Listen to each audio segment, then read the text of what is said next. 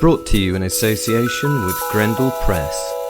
This is Werewolf the Podcast, a serial killer drama.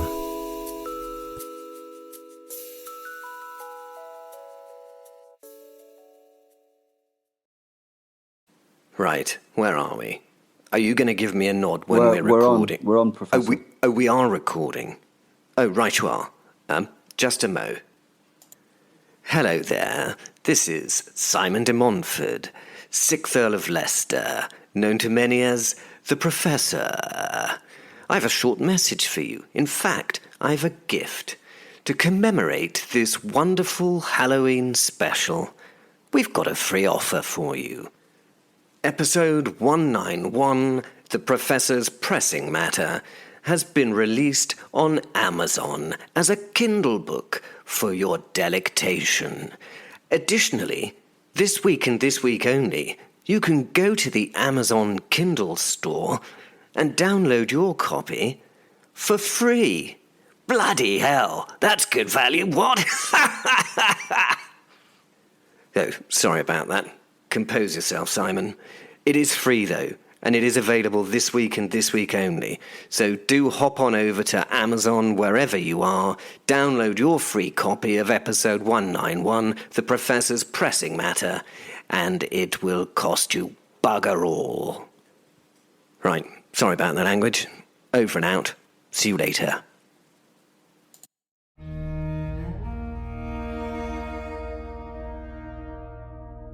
That must be the local? The local for locals. You know, pub, tavern, saloon, a bar.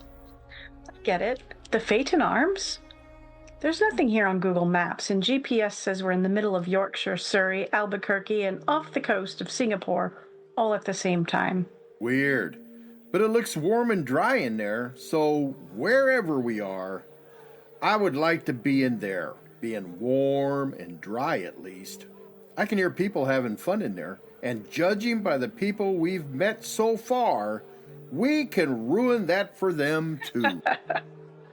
Jim, before we go in there, I want you to know that no matter what happens to us, it's your fault. Madam, I assume full responsibility for whatever is about to take place.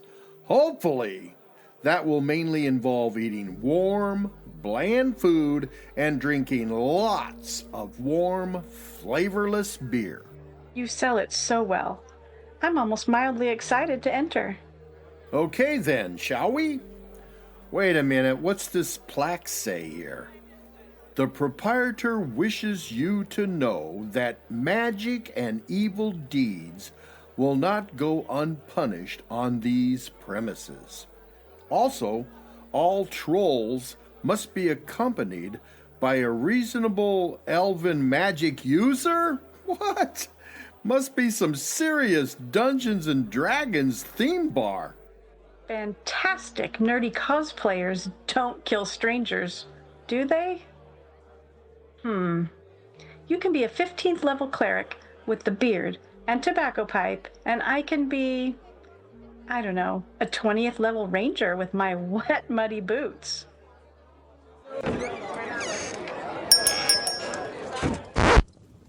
The pair walked into the bar through the double doors. The shock of their entry passed like a wave through the dark denizens of the Faeton Arms. I was sitting deep in conversation with, well, a werewolf and possibly a friend. We both regarded the couple, I with worry, he with the hope that something amusingly horrible would happen to the pair of them. Fenrir, the giant wolf soul lying by the fire, also sat up to take in the next few moments. This was dangerous. Really dangerous. Something could happen. As it turned out, a goblin farted in the silence, giggled, and was quickly and quietly beaten to death, just to shut him up. And silence fell once more. In this bar, we had the most dangerous paranormal whatsits on the entire planet. I was sitting with probably the worst of them, but humans are so much more dangerous even than psychopathic werewolves. I may need to, intervene here, I said to no one in particular. This place was supposed to be a safe space for such as those who supped here. This is a Fey establishment for Fey people. I don't think they are our kind. Will doing his level best to quote the League of Gentlemen. If you've never been to the Faeton Arms, which I assume you haven't, unless you're a member of the Fey, then I'll describe it for you. It's pretty simple, really. A medieval tavern with modern sound system that caters for the owner's love of karaoke. He's a retired djinn, genie. His name is Bosworth, and he's been around for more centuries than should ever have been lived. Lived? Did he live? Who knows? Silence still hangs over the bar. The crackling of the fire and the disgusting squelching sound of a gremlin rotating a finger in his nostril are all that can be heard. Something drops a spoon. Strangely, a loud sound in this moment, and Fairy Daisy gasps at the creatures at the door. It took her a while to notice them. She'd been drinking heavily since lunch, you see. All eyes in the bar turned to stare at the pair as they entered.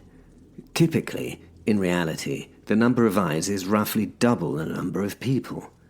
In this bar, however, there were a lot more eyes than double the number of entities. Mainly due to Gareth. What the hell is Gareth? Well, whatever he is, and I must get round to categorizing him at some stage, but that's for another time. He alone had over 100 eyes on and in his head. Most of them were his own as well. Interesting character, Gareth. Not difficult to see coming. I take my interest back to the pair. Very interesting. The first was a grey-haired older man with a camo cap who smiled widely as he looked around the bar. Already strange behavior. His glee at what he saw was utterly obvious. Oh dear, glee. Not a commonly seen emotion when beset by the denizens of the Faeton Arms. Again. The second person? A woman wearing a nice woolly beanie over her curls and sporting funky spectacles, turned from closing the door of the pub and covered her mouth in shock as she took it all in. This time, some proper behavior at the sight before her.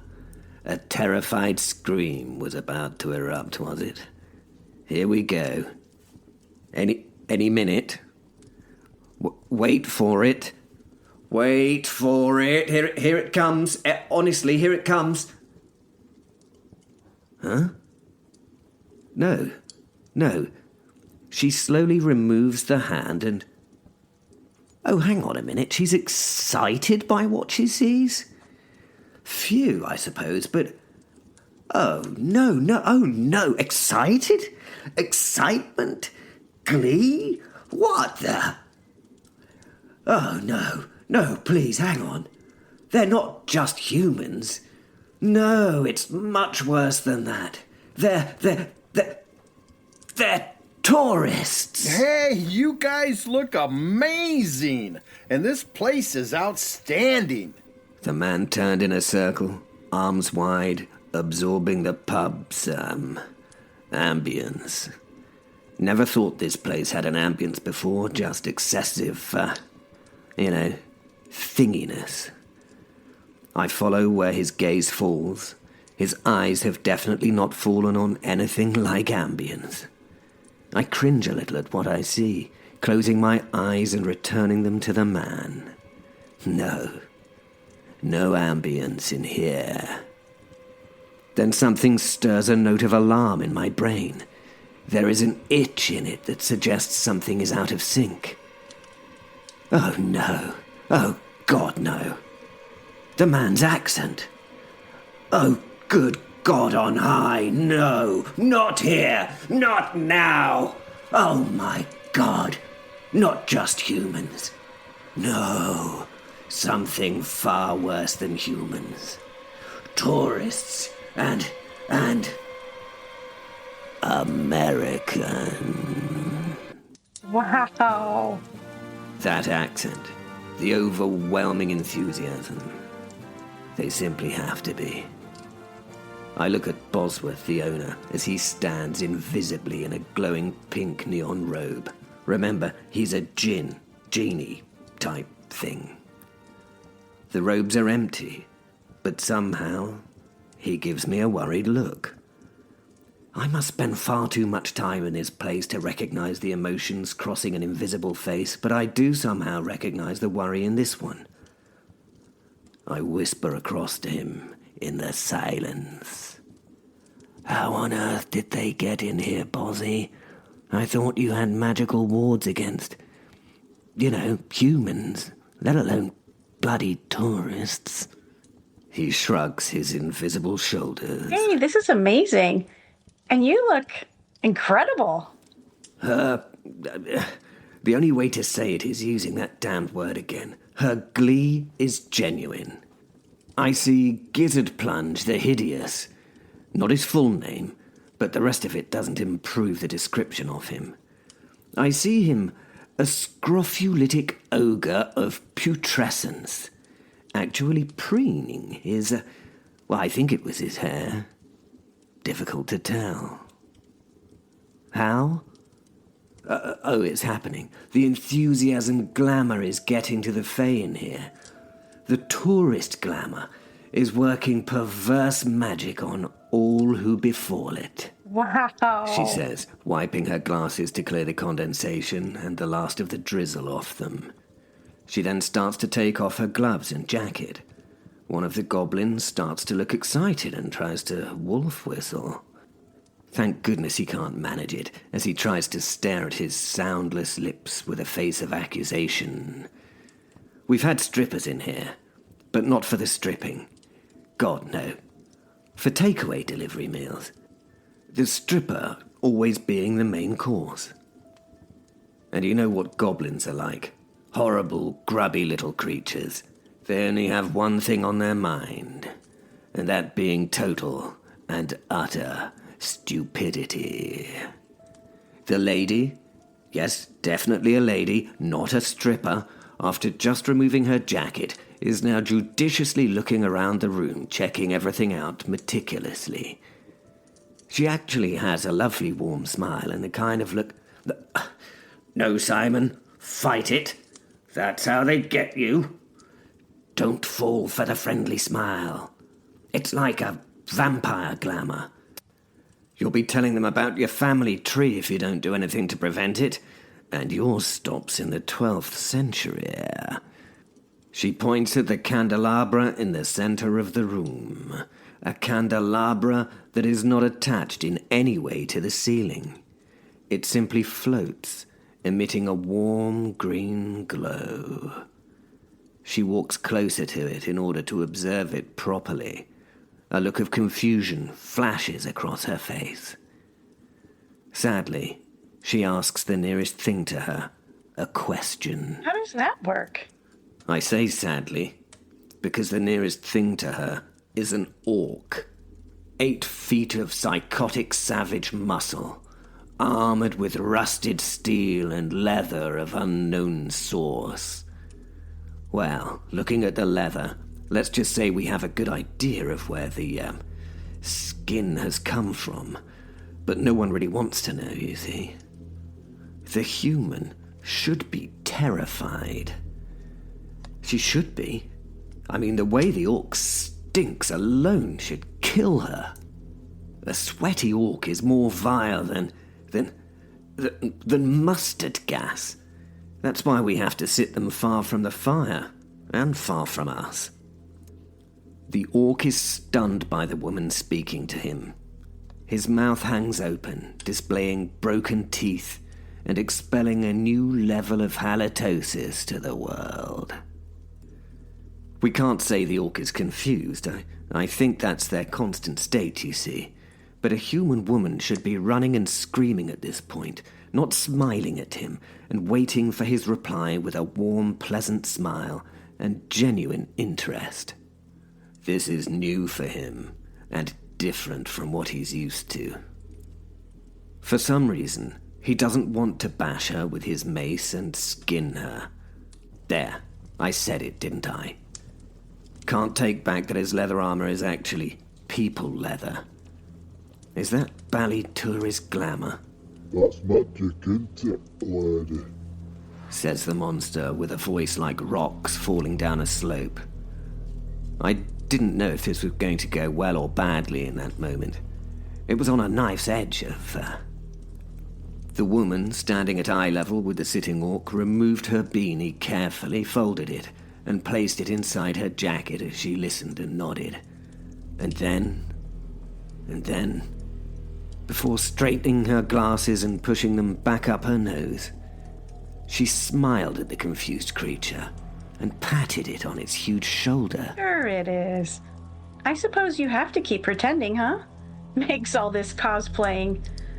Or is it LARPing? More fun. She said.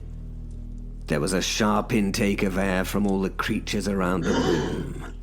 The orc did nothing. Her interest turned to the horrific weapon in front of her, the orc's mace.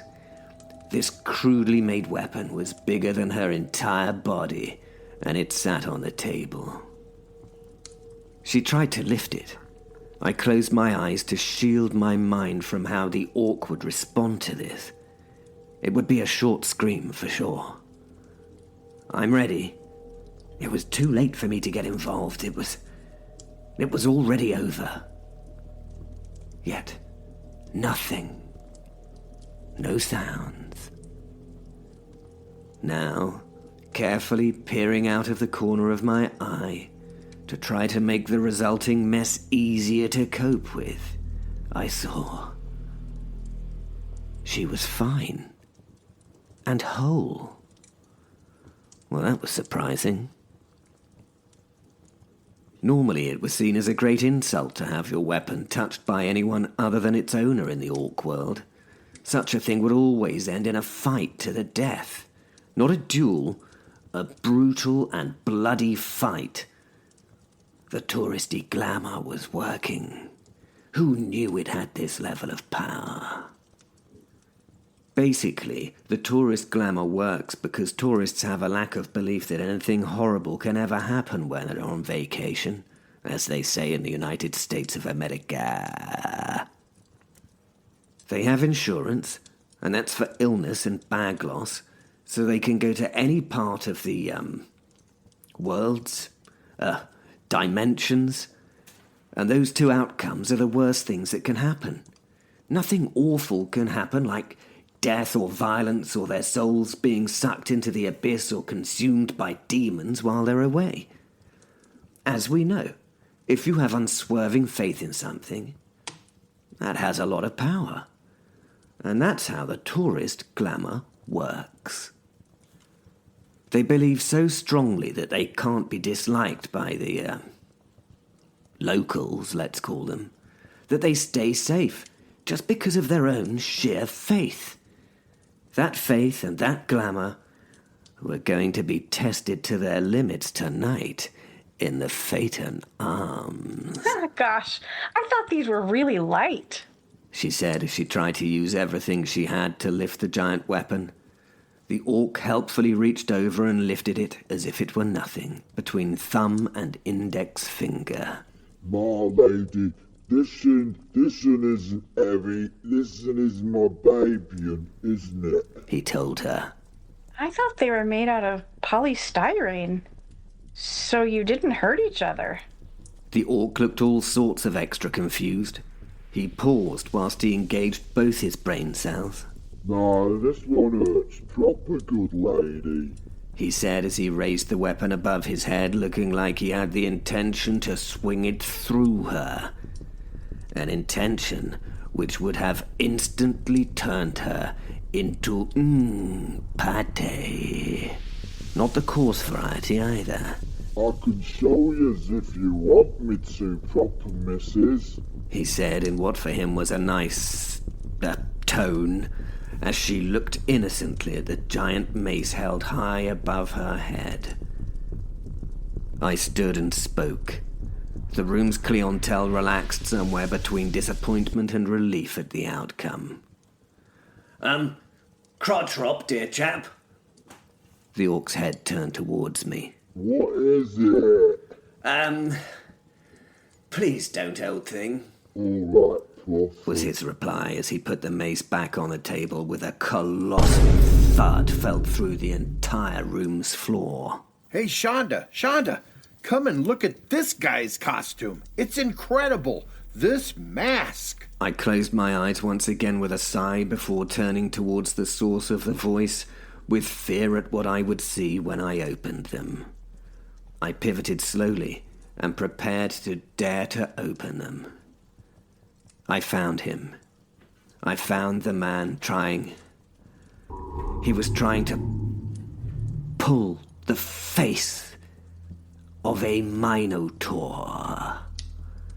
My heart sank. No, I said, a little more loudly than I should. Oh, now this is going to be fun, said Will, sitting up to pay attention at the table I'd just left. Fenrir giggled in my mind. This was a problem. A big problem. Literally. This was not just a minotaur.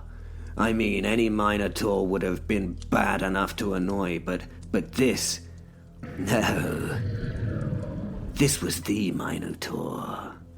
This was Slothgut Throatripper, the chief of the Minotaur clan, the Sledgehammers. He made the orc Crotchrot look cute and cuddly. He was over 12 feet of, well, an easy description of him would be a bullman. Over 2 tons of testosterone-fueled bull creature.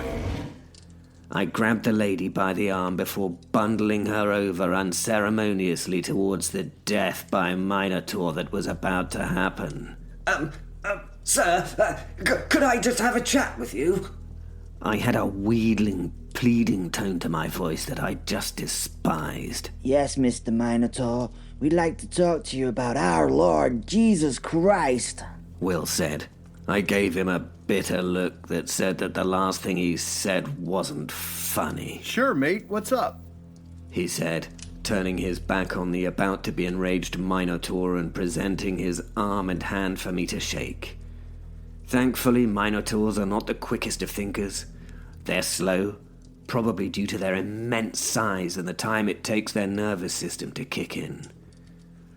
I grabbed the man's hand and pulled him towards me, away from the Minotaur, which was busily turning its head left and right, trying to fix both its mad eyes on the creature before him. A creature that had just been pulling on the steering wheel-sized ring that pierced his nose. I shook the smiling man's hand, and thankfully Fliss, the beautiful bar elf, stepped in front of Slothgut, her presence enough to calm any red-blooded male of any species down. I mouthed my thanks as I took the tourists back to my table. Would you join us? I asked her. Yeesh, tourists. Do they have to? Will asked. The pair were behind me, so I gave him a look that I hoped would dispel this rudeness. I turned to the pair with an apologetic air. He's joking, you understand. Northern English wit is a little harsh at times, I told them as I heard Will laugh. Please, do sit down. Ah, yes, please do, said Will with the poshest, most sarcastic tone he could manage. I kicked him in the shins below the table. Tosser. Yeah, sure, mate.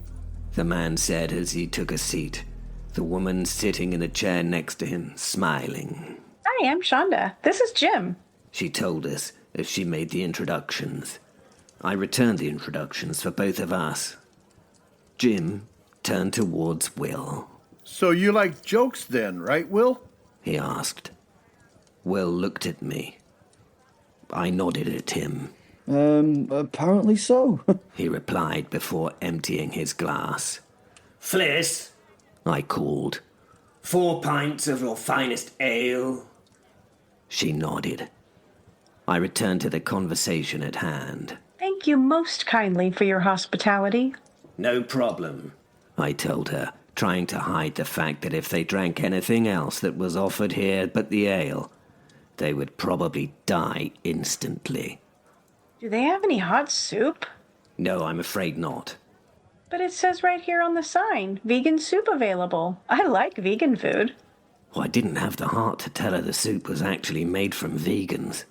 Apparently they have a distinct taste, you know. I mean, I wouldn't know. I've never tried it. Obviously. I highly recommend it. Get a nice big bowl down you. Strange how they make vegans taste of bacon. Weird, isn't it? Will said, meeting my eyes to see how I was going to deal with what he'd just said. Must be tofu. Sorry, they finished doing food. I told her. The room returned to as normal as it gets. Everyone and thing resumed what they were doing. Talking, drinking, playing chess, and being tortured by darts. I breathed a little easier. Nice looking group. Hey, what's that thing on the wall?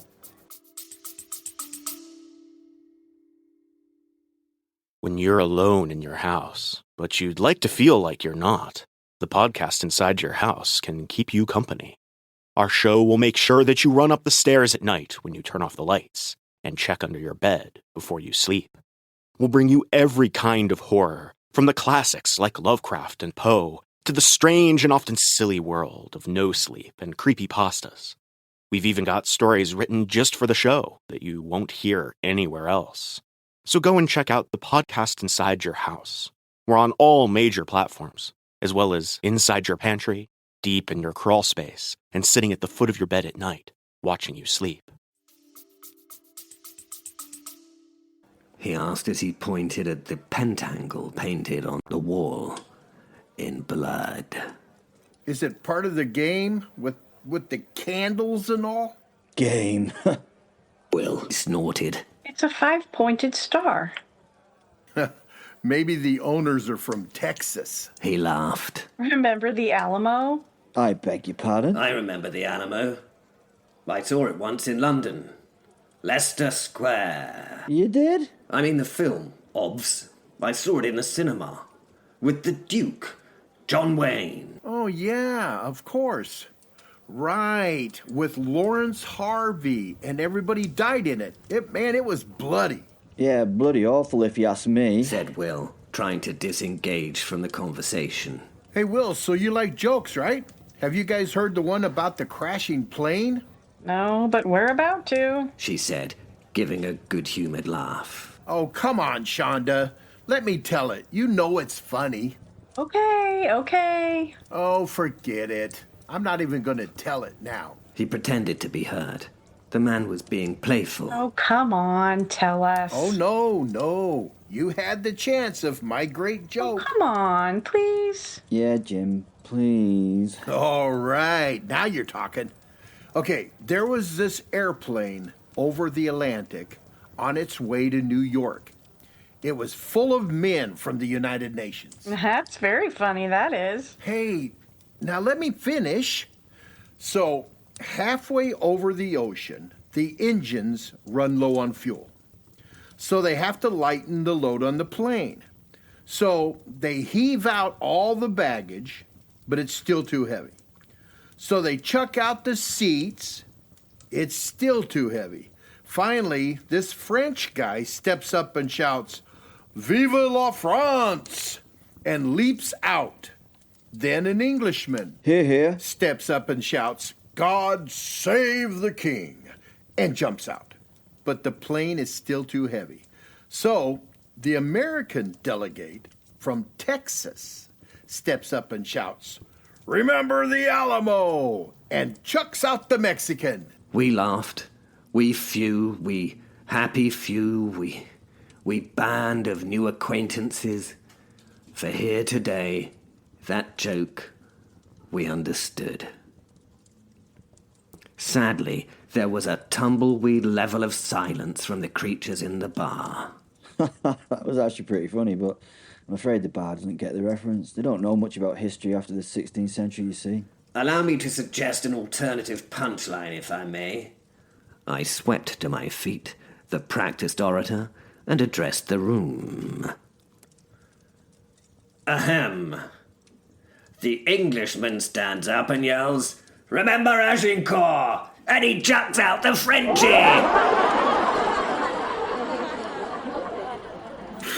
I don't get it. The Frenchman was already out of the plane. It's just a matter of cultural context, old chap, and anything here criticizing the French is appreciated. Doesn't have to make sense. Well, I don't understand it myself. Lovely people, the French, especially my parents. Yeah, but they taste all garlicky and slimy and stuff, don't they? Ugh. Said Will with a face of disgust. Yes, very witty, Will. I said to him before I returned to speaking with Jim and Shonda. Sadly, here you have to know your audience. I told Jim while I smiled at him, hoping he would never get to know this audience.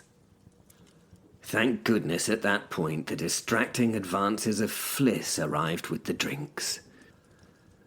She always distracted Will, but he still managed... But we will remember Alamo, Jim, we will remember. Will leaned in conspirationally to the group to offer his glass up for cheers and clinks before asking... But just for context, Jim, if we're going to remember the Alamo, is that the little red whiny bloke off Sesame Street? The creatures in the pub are great fans of Sesame Street. They can identify with all of the, monsters.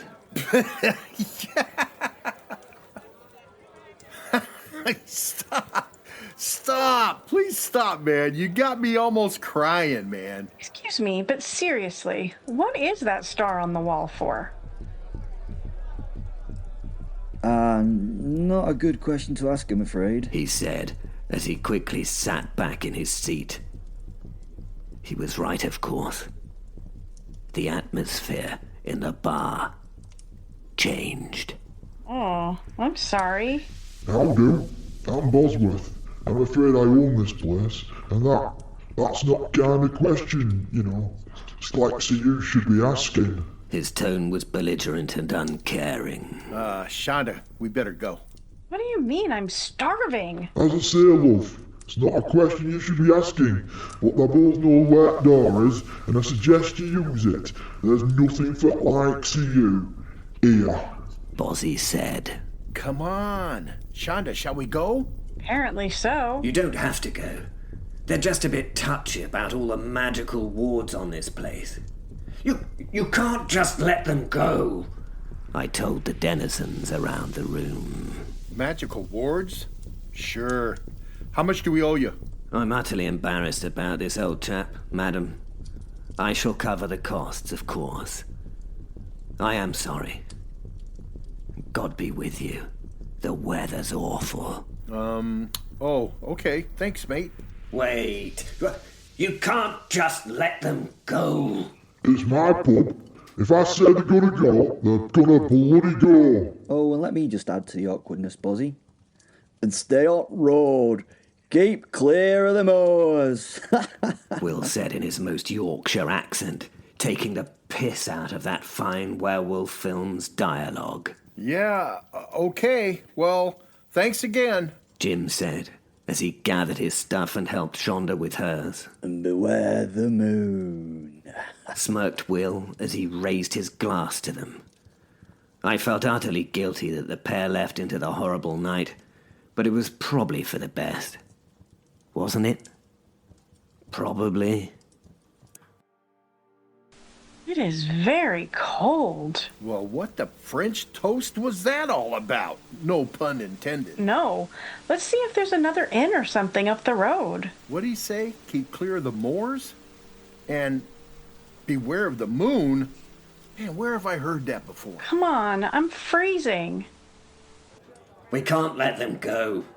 I said to Will, who already looked as though he'd forgotten the whole thing had ever happened. I hadn't realised that Bosworth the djinn was listening. Should the world know our business, Professor? He asked me. He had a point. We didn't need the human race to know about this place. Ah, come on, Bosworth. It is a bit rough. A bit rough, get it? Rough. Me, werewolf, rough. Never mind. He pointed out. Well, in my humble opinion, Will, Prof, that's better for them to have a cold night on land out there than to die at hand of those things. He made a gesture to the creatures of the bar.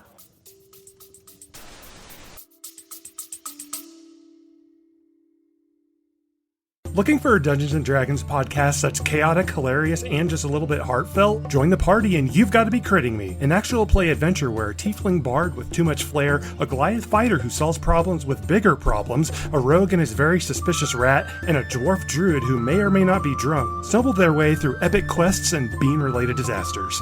Don't ask. New episodes drop every other Monday, so hit follow on You've Got to Be Critting Me and join the adventure today.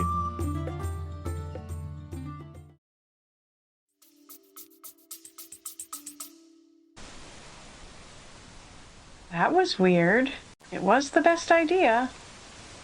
I guess. Leaving? I don't know. Now that we're out here, it's like 3 degrees. I'm not sure if I would have rather faced a bloodthirsty mob of cosplayers. Well, not quite a bloodthirsty mob, She said, as she pulled down her beanie against the cold. Let's up the pace to get warm. Do you think I was wrong? I have no idea. Maybe we were spoiling the game or something. She replied. Maybe that star thing on the wall was for something supernatural. I see. They were too embarrassed to talk about it because they felt so silly, dressed like they were? She replied, as a bolt of lightning rent the air, followed by a roll of thunder. Oh, come on. Please don't rain. Said Jim, as a sudden deluge fell in upon them. Say, Jim? I'm well aware of how pleasant the weather is in Rome at this present time. Thank you very much. Let's not say any more. Jim replied as he spread his arms and started singing. Santa Lucia, Santa Lucia, Santa Lucia, Santa Lucia. Hey, it's a cold and wet out here. Back at the Faeton Arms, the atmosphere was a little quiet and subdued as we all listened to the rain beating against the windows. Well, I'm bloody glad that I'm not out there. He smirked. I slammed my hand onto the table. I was bloody annoyed, actually. What's the matter with you, man? No one brought him here. No one wanted him here. No one. Will said in a derisive tone. Bozzy, old chap. We could have let them stay, you know. It's horrendous out there now. I said to the genie. He turned to me as I imagined a thoughtful look on that invisible face. We shouldn't have pushed them out into that night. I told the room in general that we're all listening to the conversation between myself and the retired gin landlord. What are we? Monsters? Will met my eyes with his glass at his lips and nodded. Oh, yes. What do you care? They aren't like us. They should not have got in here in the first place. Just forget them. You're just being daft. He said, but I wasn't going to accept his nonsense. Listen here. The thunder tore through the sky, and the building actually rocked. This was no ordinary storm. This was a storm in Faeton, as magical and brutal as the pub's clientele themselves. Did you hear that, for goodness sake? People.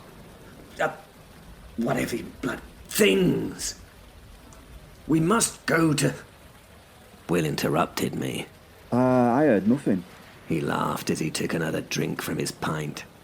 I stared at him, quite disgusted. Well, I think you're all a bunch of utter blackguards, I told the crowd. I'm gonna get them, and I'm gonna bring them back here, I said as I put on my jacket and made for the door. I could see the tenseness in the room. That'll be a fair way off by now, and you can't jack 'em in dark, and in this weather you would need to be... you have to be able to have senses of maybe a wolf to find them, wouldn't it? He said as he turned to Will. All the eyes in the room now turned to Will, who was downing the last of his drink and trying to ignore the stares as he did so. Stares. Silent stares. Stares which attacked him. I'm not bowing to peer pressure, you know, he said, and then to himself. Oh, okay, for the love of... all right, shall I go? I'll go. I get the flipping in. If I catch a cold because my fur is wet, then...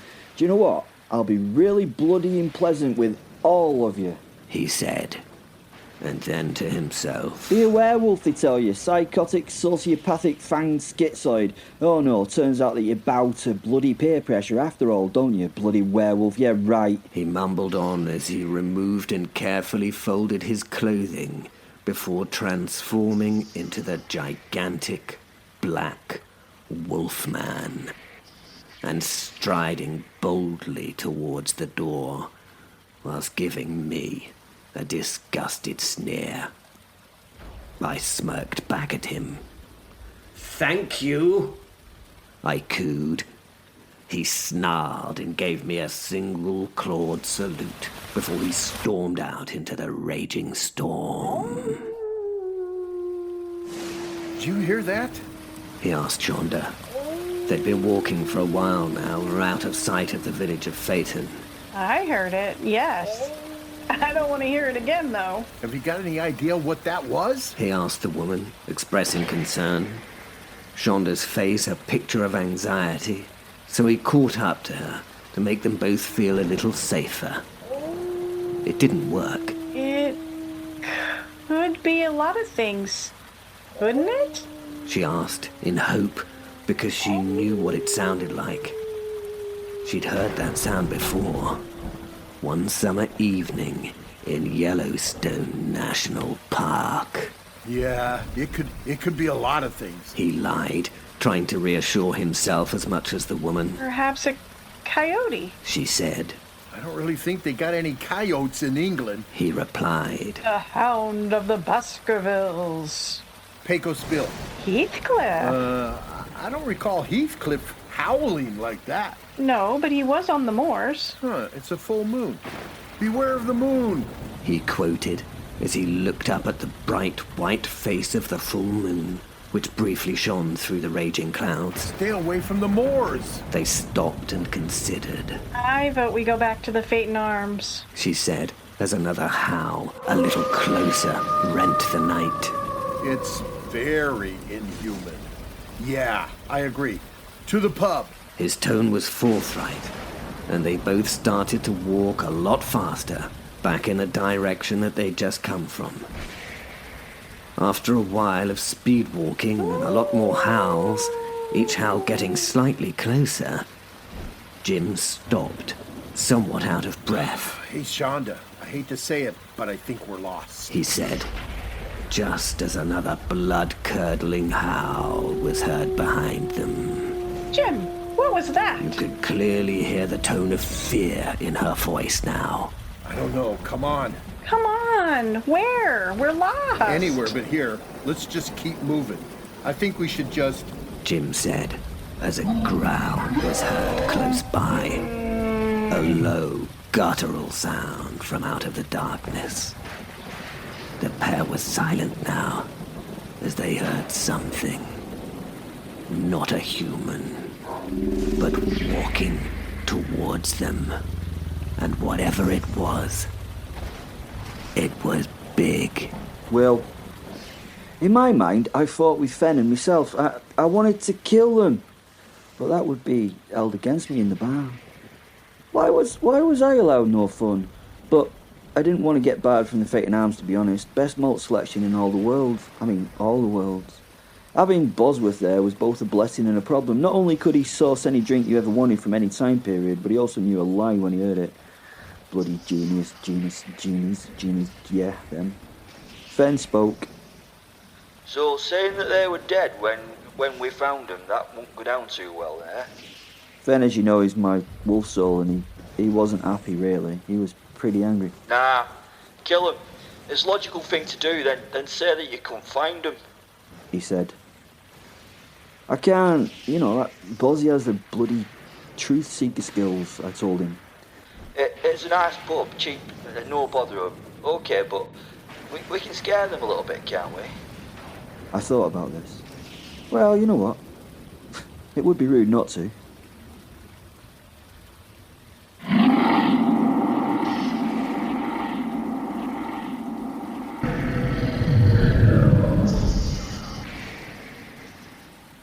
Look, it stopped just there.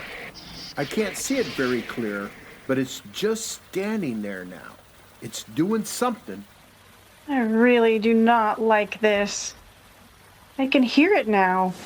Just breathing, she said, as both their gazes strained to see the figure in the night. The fear poured off the pair. The shadow walked slowly towards them in the moonlight. And it was revealed. 8 feet tall, matte black dripping pelt, teeth, claws, a raging snarl. A werewolf. The woman and the man were struck dumb. This was it. They were going to die. Fear upgraded itself to terror, and it hit them like a wave smashing against the shore. They were frozen, not just by the intemperate weather, but by those fire-filled eyes that stared deep into them from the darkness. Well, Shonda, this is it. It was nice knowing you. You were right. We should have gone to Rome, he told the shaking woman, moving to hold her hand for mutual support. And then the werewolf became a man. A naked man, actually. An instant change. The man was laughing at the two of them. Sorry about that. I was just having some fun. Look, I've been sent to bring you back to the bloody pub, okay? He told the pair, showing his obvious amusement. Please don't ask me any questions about why. Otherwise, I will just bloody leave you here, he said, just turning his back and walking away from the pair into the night. Hold on! Naked? He whispered to Shonda behind the back of his hand. Shonda looked at him in obvious disbelief. The naked part is the bit that worries you in this? Really? Hey, Will! He shouted as the man started to disappear into the distance. What? Jim and Shonda caught up as he turned around and stared at Jim with utter exasperation. Do they have bangers and mash there? I'm kind of hungry now. He laughed. Now we have to bloody kill him, don't we, Will? Will stood in silence, looking at the man. A big decision was being taken in his head. Every fiber of his being wanted to kill, tear, and torture. In his mind's eye, he did it 100 various ways, each time it being more grotesque and satisfying. Eventually, he made the decision as the rain lashed down once more onto his naked body, cooling the rage that he felt. Just a little. He swiftly turned. Come on, he said, like a huffy teen. Sweet. I'll take that as a maybe. Oh, for...